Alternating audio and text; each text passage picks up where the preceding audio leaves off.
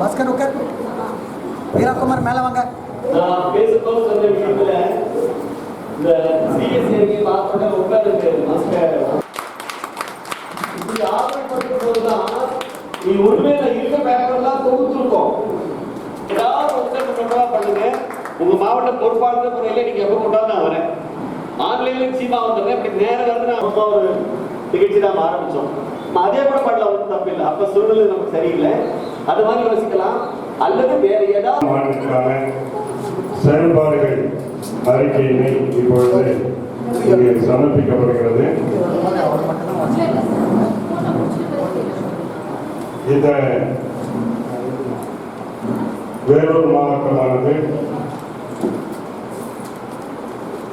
கடந்த ஜனவரி மாதம் 18ஆம் தேதியாகவும் நான் செயலாளராகவும் ஆசிரியர் கே தேவி, பேராசிரியர் ஆர் காயத்ரி, பேராசிரியர் விநாயகமூர்த்தி, திரு பொன் வள்ளுவன், டாக்டர் கணேசன் ஆகியோர் துணைத் தலைவர்களாகவும், திரு ஏ பாஸ்கர் மதன், திருமதி CFC ஆகியோர் இணை செயலாளராகவும் தேர்ந்தெடுக்கப்பட்டு நடைபெற்று வருகின்றது.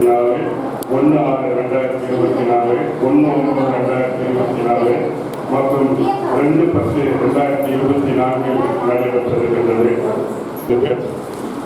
காட்பாடி கிளையில் 10 ஆண்டு உறுப்பினர் 3 பேர், 21 பேர் ஆண்டு உறுப்பினர்கள், ஆக மொத்தம் 24 பேர். அமைதி பூங்கா கிளையில் 14 பேர் ஆண்டு உறுப்பினர்கள், பழனிப்பாக்கம் கிளையில் 30 பேர் ஆண்டு உறுப்பினர்கள், அக்ஸீலியம் கல்லூரியில் 50 பேர் 10 ஆண்டு உறுப்பினர்கள், 350 பேர் ஆண்டு உறுப்பினர்கள், ஆக மொத்தம் 400 பேர்.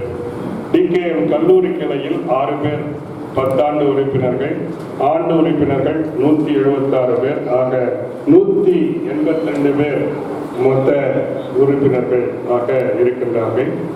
இந்த அளவில் நமது வேலூர் மாவட்டத்தில் பல செலவினங்களை அவர் எழுதுவார். அதில் பெரும்பகுதி நம்முடைய செயலாளர், நம்முடைய தலைவர் அதில் நிறைய செலவினங்களை எழுதுவாங்க. குறிப்பாக அந்த கூட்டங்களுக்கு, செயற்குழு கூட்டம், நிர்வாக குழு கூட்டங்கள் ஆகிற 33 ஆண்டு கால ஒரு பெரிய ஆற்றலுக்கும் அனுபவத்திற்கும் சொந்தக்காரர். அவங்க மத்தியில நம்ம பேசுறதுல எங்களுக்கு உள்ளபடியே மகிழ்ச்சி. ரொம்ப குறிப்பா நம்முடைய அறிக்கையை உங்கள் மத்தியில கொடுக்கணும் அப்படின்னா, அறிக்கை உங்கள் பார்வைக்காக இங்கே வைக்கப்பட்டிருக்கிறது.